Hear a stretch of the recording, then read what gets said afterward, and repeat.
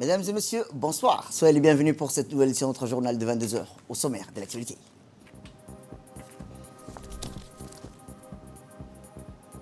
À la une dans l'actualité nationale, le président de la République, son Excellence Ismaël Omar Guelleh, est arrivé cet après-midi à Addis Abeba, la capitale éthiopienne. Toujours dans l'actualité nationale, présentation de la feuille de route de transformation numérique à Djibouti, qui s'est tenue ce matin à l'hôtel Campeski Palace. Et enfin, dans l'actualité internationale, environnement, New Delhi est toujours la capitale la plus polluée du monde. C'était les titres. Merci à si vous nous rejoignez. Eh bien, je vous dis dans le titre, le président de la République, son Excellence Ismaël Omar Guelleh, est arrivé cet après-midi à Addis Abeba, la capitale éthiopienne, où, à l'invitation du Premier ministre Abiy Ahmed, où il entame une visite d'État de 112 heures. Le chef de l'État a eu effectivement droit à tous les rites protocolaires dévolus à une personnalité de son rang.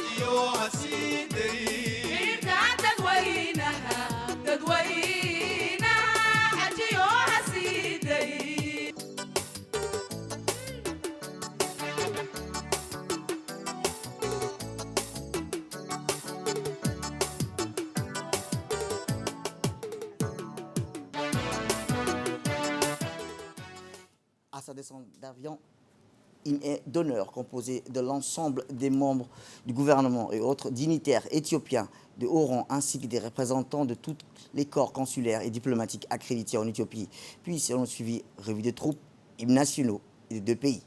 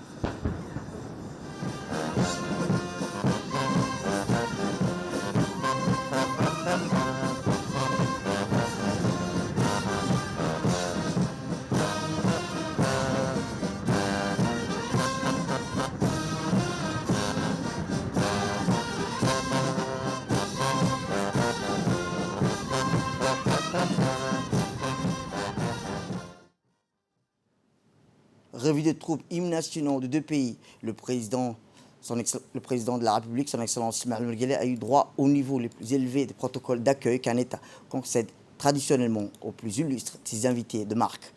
La communauté éthiopienne d'Addis Abeba s'est elle aussi jointe à l'accueil du chef de l'État à l'aéroport d'Addis Abeba. Signe distinctif d'un protocole porté à son apogée, 21 coups de canon ont également été retentis en guise de bienvenue au président djiboutien. Nul doute que cet accueil traduit bien le caractère privilégié entre les deux pays, frères et partant convergence de vues à appréhender sous le signe de la synergie et de la solidarité agissante les défis multiformes qu'ils sont appelés à relever aussi bien dans la région que sur le plan international. Cette cérémonie d'accueil a également intégré des chants et des danses folkloriques. A noter que le président Guelleh sera ce soir l'invité de marque d'un banquet officiel qui sera offert à son honneur par le Premier ministre éthiopien, Abiy Ahmed Ali.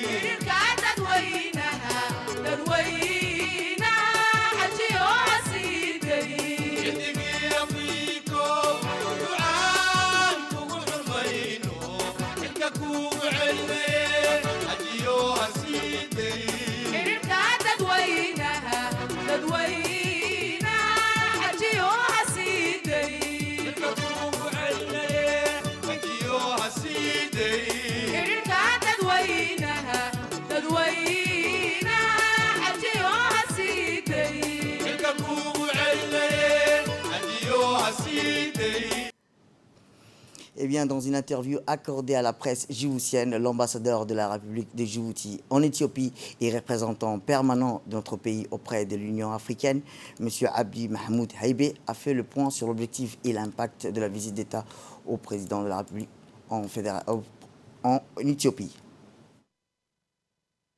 Cette visite s'inscrit dans le cadre des contacts réguliers entre les autorités de deux pays. Donc, il sera question toujours de rehausser les relations et de les mettre à un niveau toujours plus haut.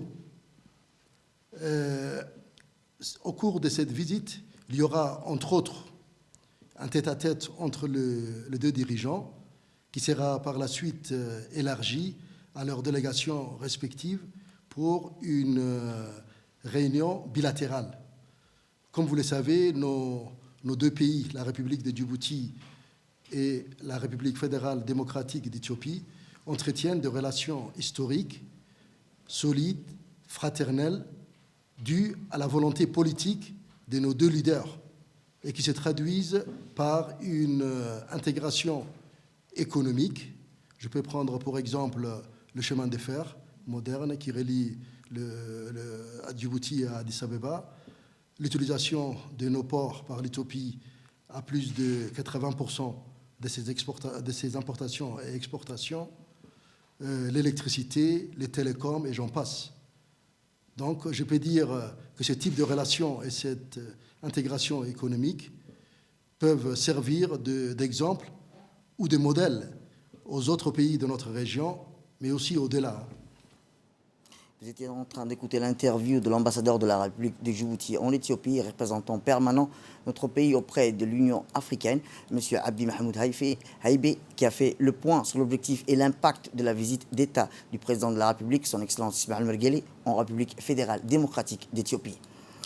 Retour à Djibouti, où je vous dis dans le titre, le Djibouti Place Kempinski a abrité aujourd'hui une cérémonie de présentation de la feuille de route de transformation numérique à Djibouti, présidée par le Premier ministre, M. Abdelkader Kamel Mohamed.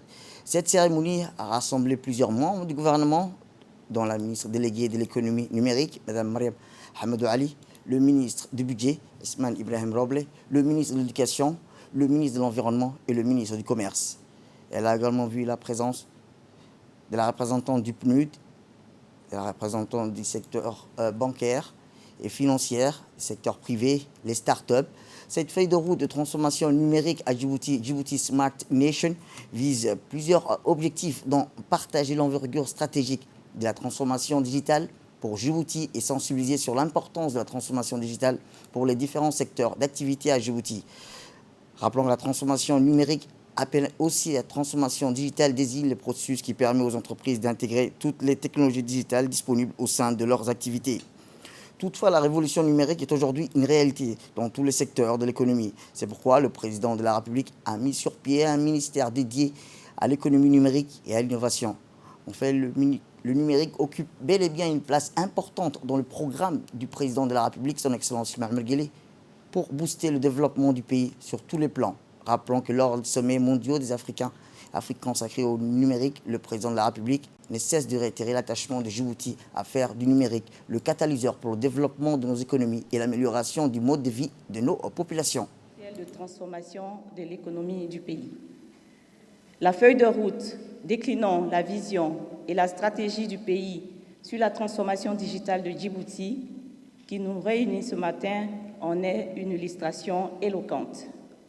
Celle-ci est alignée et s'inscrit pleinement dans le nouveau plan national de développement Djibouti ici, qui a été lancé dans cette même salle il y a un mois. Permettez-moi, à ce stade de mon propos, et de saisir cette opportunité pour remercier Son Excellence, Monsieur le Premier ministre, et les membres du gouvernement pour votre présence effective qui illustre l'engagement du gouvernement de transformer l'économie du pays. Je voudrais également féliciter Madame la ministre déléguée en charge de l'économie numérique et de l'innovation pour cette initiative avant-gardiste qui vient opérationnaliser l'axe stratégique du PND sur la connectivité.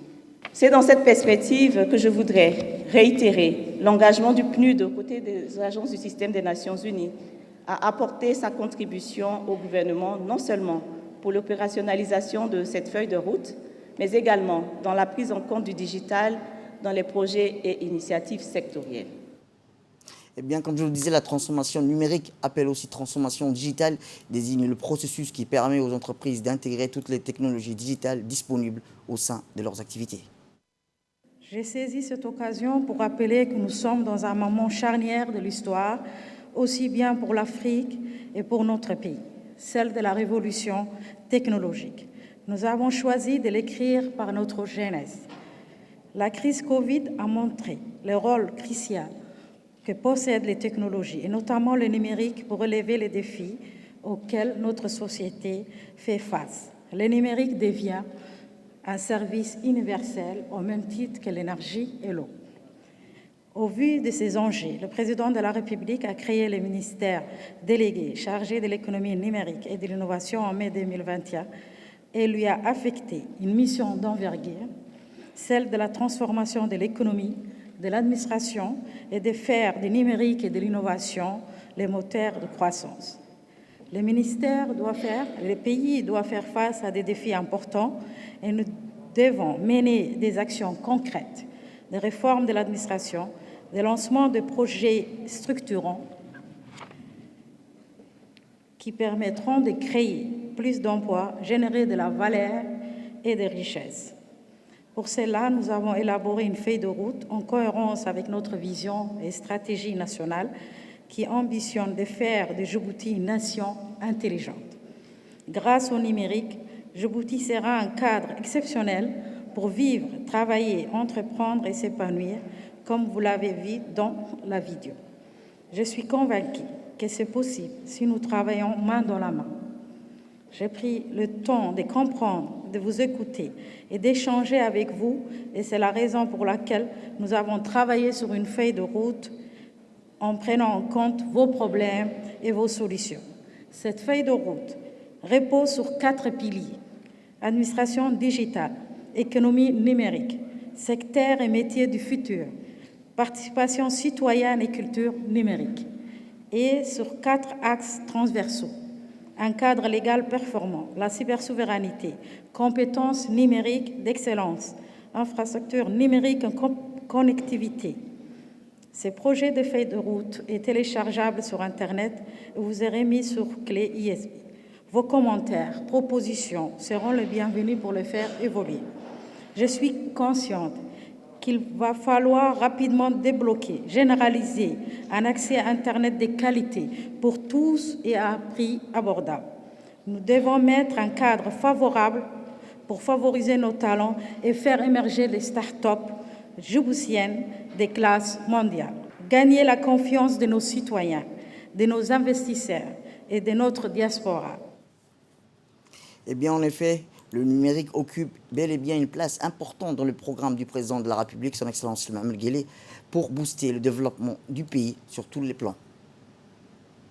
La révolution technologique et l'utilisation croissante des nouvelles technologies numériques sont à l'origine des profondes mutations de notre société et de nos modes de vie. Le monde est de plus en plus interconnecté et les flux de données sont désormais à la base de toute transaction administrative, financière et commerciale. Presque plus rien, aucun domaine n'échappe à l'utilisation du numérique. La crise de la Covid-19 a été un véritable accélérateur de cette transformation numérique. La maturité digitale a été déterminante pour assurer la continuité des activités économiques et des services administratifs et la dynamique de l'innovation technologique s'est accélérée, apportant des solutions rapides aux problèmes posés. Vaccins développés en un temps record, des solutions pour la logistique, l'éducation et le transport et la mise en place de l'activation des multiples transactions des services en ligne.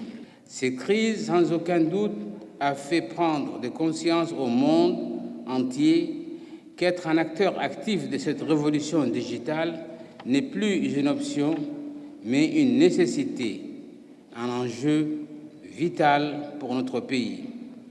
Le numérique et l'innovation sont pour nous un levier de premier plan de développement socio-économique et dans ce contexte, vous comprendrez aisément le choix judicieux du président de la République de créer un ministère chargé de l'économie numérique et de l'innovation.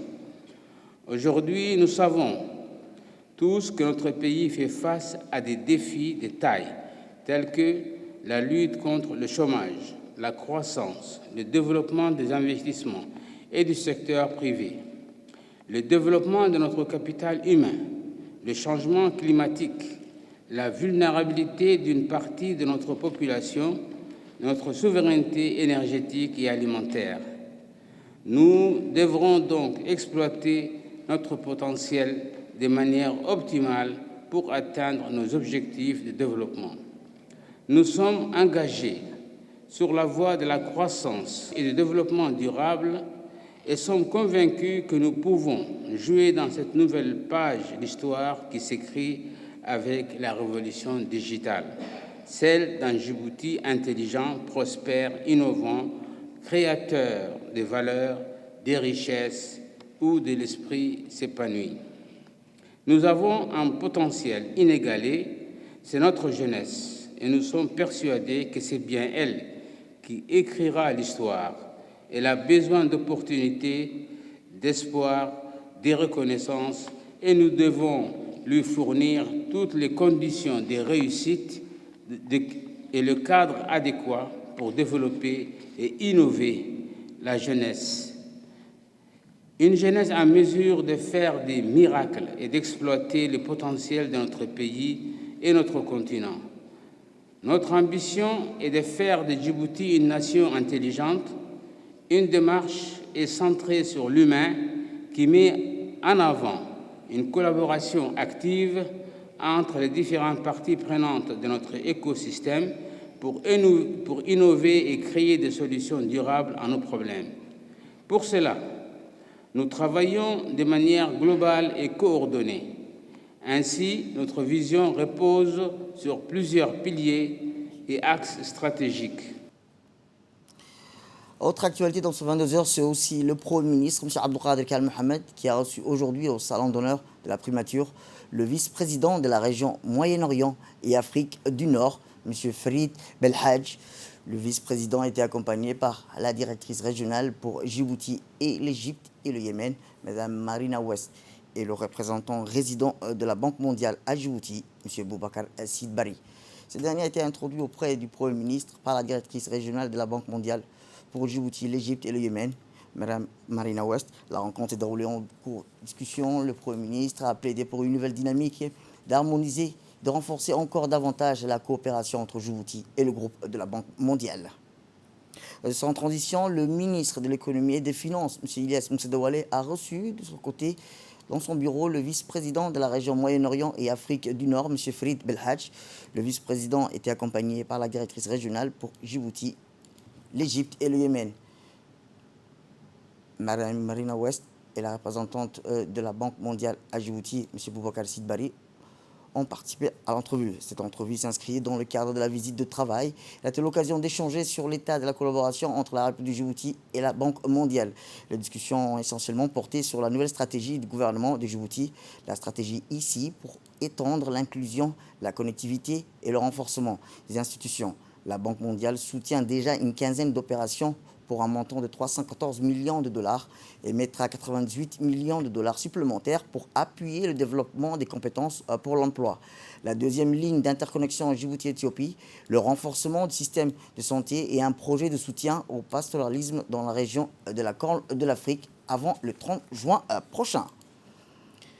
Eh bien, le ministre des Finances et son hôte ont conclu leur discussion par la signature d'un accord de financement pour un nouveau projet de développement des compétences pour l'emploi.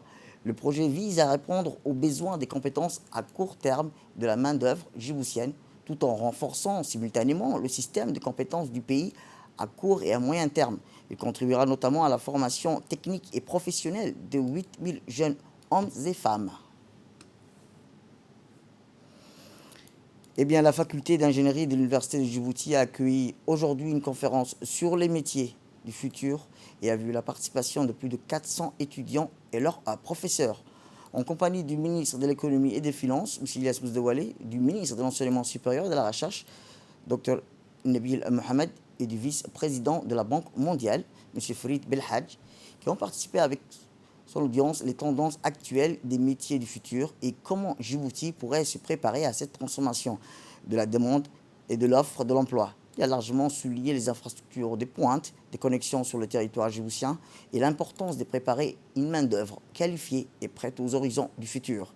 Le vice-président a indiqué que le progrès technologique et l'innovation ont révolutionné et continueront à révolutionner le marché du travail avec l'introduction des plateformes digitales comme Google, Amazon, LinkedIn, Uber, Twitter, Facebook ou autres. Citant Tom Godwin, Uber, la plus grande compagnie taxi au monde, ne possède aucun véhicule. Facebook, le propriétaire des médias le plus populaire au monde, ne crée aucun contenu. A-t-il rappelé, le plus grand fournisseur d'hébergement au monde ne possède aucun bien immobilier qui est Alibaba.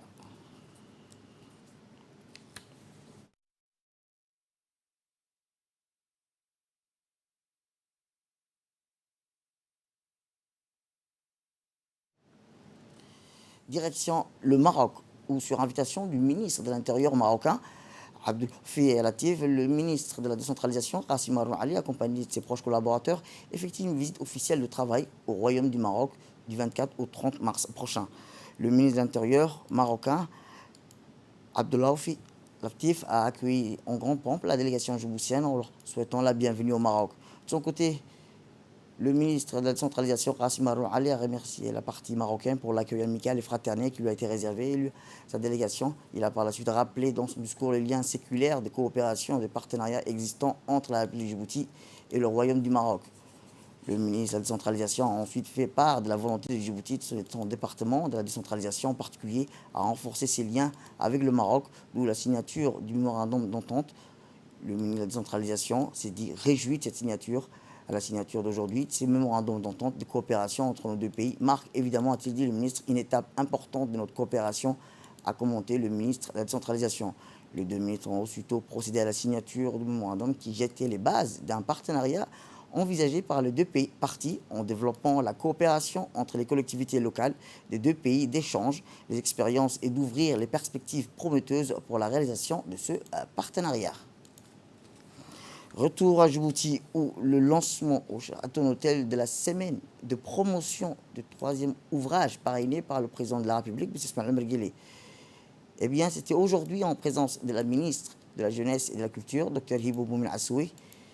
Le Sagaloud Ballroom du Sheraton Hotel de Djibouti a abrité le lancement de la semaine de promotion de 3 derniers ouvrages parrainés par le président de la République. Au programme, la journée d'une série de dédicaces suivie d'une conférence de presse en partenariat avec la radio-télévision de Djibouti. Outre la musique, étaient présentes séances de dédicaces l'ambassadeur du Japon, l'ambassadeur d'Algérie à Djibouti, le consul du Soudan à Djibouti et plusieurs honorables députés et élus de communes.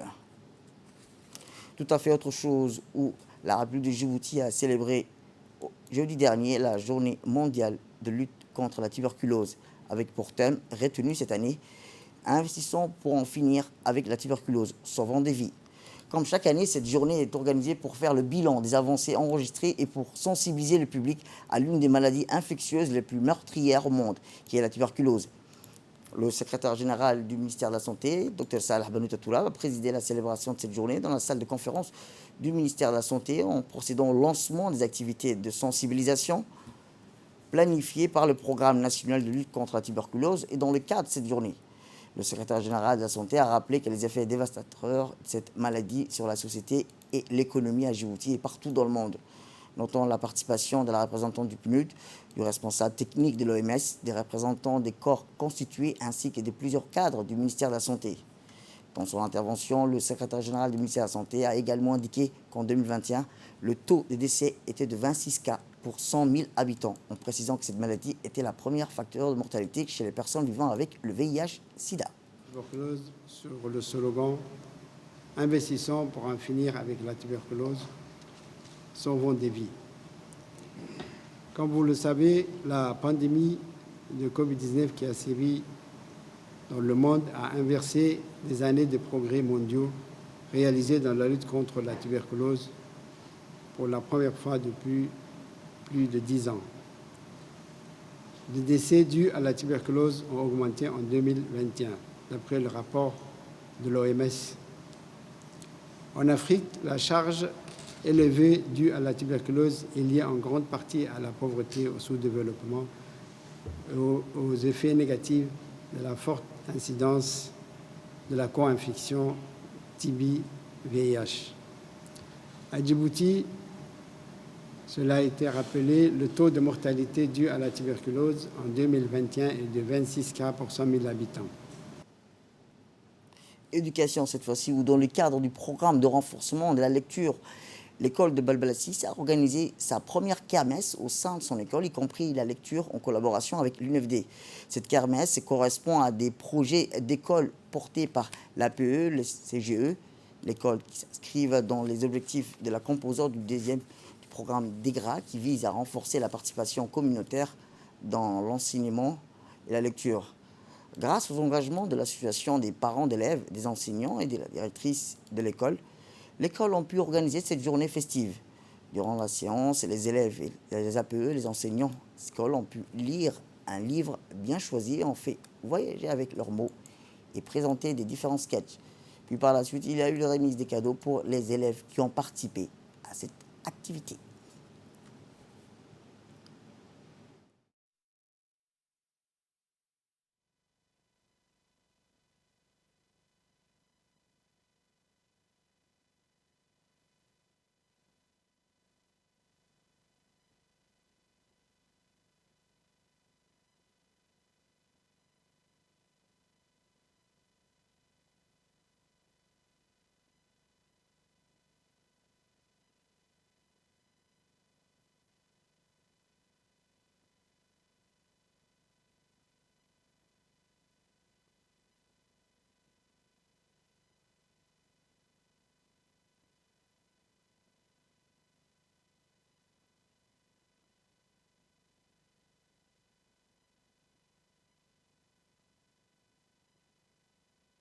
c'était vraiment une journée bien réussie où tous les enfants se sont épanouis.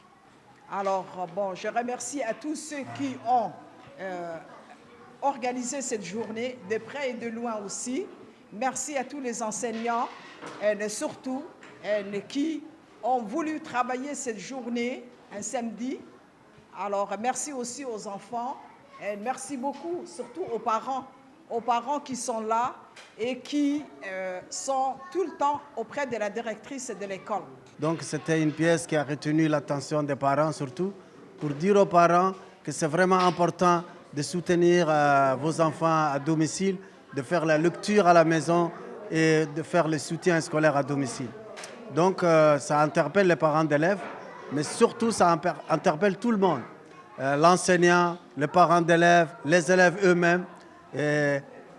Travailler à l'école, c'est vraiment quelque chose de très important, mais c'est souvent à plusieurs axes. Il y a l'axe parent, l'axe enseignant et l'axe communauté. Social à présent, où dans le cadre du programme de promotion des pratiques sociales essentielles, l'UNFD, en collaboration avec l'UNICEF et en partenariat avec le comité de gestion communautaire de Wahl Daba, un dialogue communautaire sur l'alimentation du nourrisson et du jeune enfant, suivi d'une démonstration culinaire au profit des femmes enceintes et allaitantes, a été organisé à Wahl Daba. Cette rencontre avait pour objectif de donner une éducation nutritionnelle et débattre sur l'importance de l'alimentation saine, sur les conséquences de la sécurité alimentaire.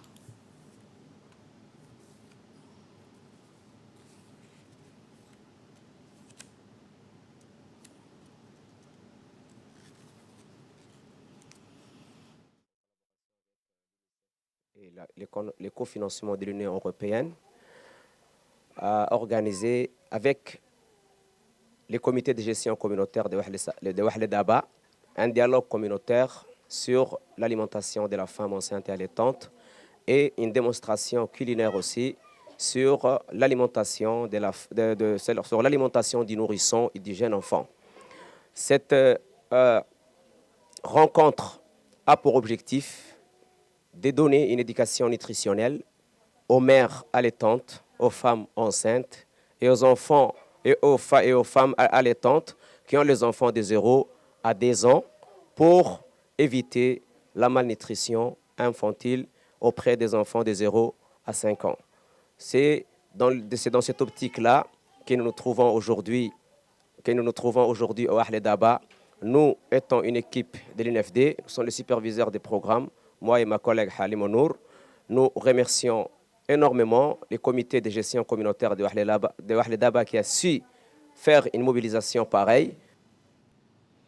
Direction le Nord, où le Diwan de la Zakat affilié au ministère des Affaires musulmanes des biens Warf a, dans le cadre des projets et programmes d'accompagnement social, poursuit ses opérations de distribution de collecte de la Zakat de 2021, ainsi le 3e et la 4e vague de parrainage d'orphelins au niveau des régions de l'intérieur. À cet égard, une délégation s'est rendue jeudi dans la ville d'Obok où elle distribué la Zakat à près de 284 familles pauvres et personnes les plus démunies, en plus de distribuer la 3e et 4e tranche de parrainage d'orphelins à 61 orphelins.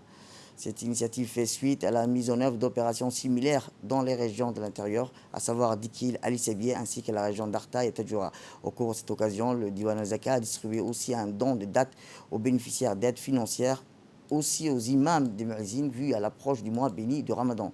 Le préfet, M. Hassan Dabale, a souligné le rôle concret joué par la Cour afin de répondre aux besoins des groupes vulnérables de notre société.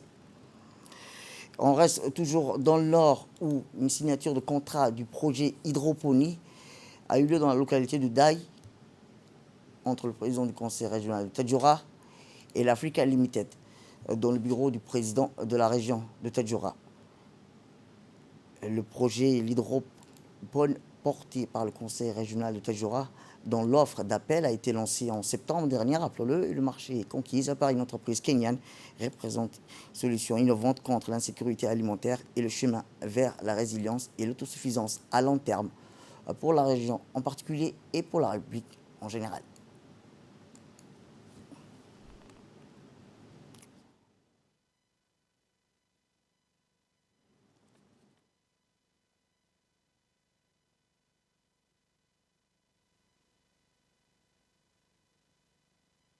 method. Hydroponics Africa offers farmers cost-effective way of growing crops without soil. I'm here. I applied for TEDA. Eh bien, concernant ce projet, voici le propos du président du conseil régional de Tadjoura. Aujourd'hui, nous venons de signer avec l'entreprise Hydroponics Africa un contrat pour l'installation d'une ferme de culture hydroponique au Daï.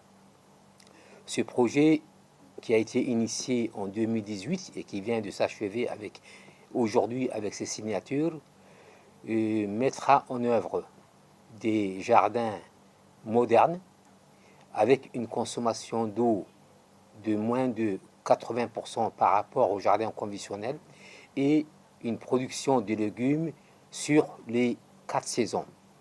Donc nous attendons à ce que ce projet soit vraiment bénéfique pour la région et que nous comptons aussi le reproduire dans les autres régions pour que l'agriculture puisse se développer et que nous luttons contre la pauvreté dans les régions rurales. Et ceci aussi est l'œuvre de la décentralisation et le travail des collectivités.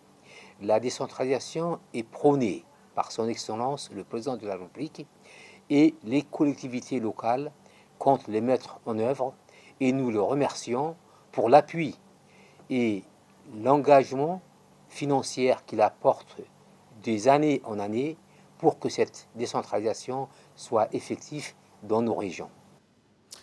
Eh bien, direction le sud, donc précisément dans la région d'Ali-Sévier, qui a clôturé hier après-midi son championnat régional de football. La rencontre qui opposait l'équipe championne de la saison et le vainqueur de la coupe, à savoir le club 7 frères, à la formation de Farad, qui a été marquée par la présence de hauts personnalités, dont le député Abdi Khairé, le deuxième adjoint du préfet, et le préfet par intérim Omar Idrissougué, le président sortant du conseil régional, Omar Ahmed, le futur président du conseil régional d'Ali-Sévier, Charmaki Hassan Alale, le futur président du conseil régional de Dikil, Mahad Hussein Droupa, et le directeur général de la population, ainsi que le président de la Ligue régionale de football de Dikil. La fédération djiboutienne de football a été représentée par une forte délégation conduite par le vice-président et le président des ligues régionaux. Après un match époustouflant dans la première partie, c'est soldé par 0-0. L'équipe championne de la saison, Farad, s'est fait battre par les 7 frères par un score de 2-1. Cette finale a été l'occasion pour le président de la Ligue régionale de football de faire preuve d'ingéniosité en faisant de cette finale la fête des sports. À l'issue de cette finale, la délégation a procédé à la remise des trophées aux équipes gagnantes du tournoi, ainsi qu'à la remise des récompenses aux équipes qui ont pris part à ce championnat organisé par la Fédération djiboutienne de football. Les championnats des ligues régionales sont arrivés à leur terme à Ali-Sévier. La population de la ville d'Assejouk, principalement les jeunes quartiers de la ville d'Assejouk, se sont mobilisés pour participer à la finale du tournoi sportif où 2 équipes se sont affrontées pour la finale, à savoir l'équipe Farad et l'équipe club de 7 frères.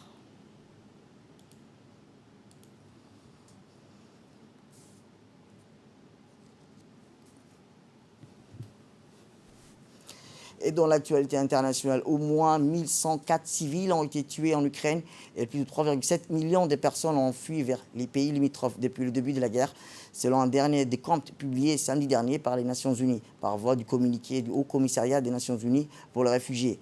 Il fait savoir que 3 700 000 réfugiés ukrainiens ont traversé la frontière vers les pays voisins pendant la période allant du 24 février au 25 mars. L'Agence des Nations Unies, pour elle, les réfugiés fait état également de 1104 civils tués et près de 1700 blessés en Ukraine durant la période subventionnée. Le HCR estime que le nombre de morts et de blessés civils serait considérablement plus élevé. C'est la fin de cette édition. Merci à vous de nous avoir suivis. Restez avec nous pour la suite de nos programmes télévisés.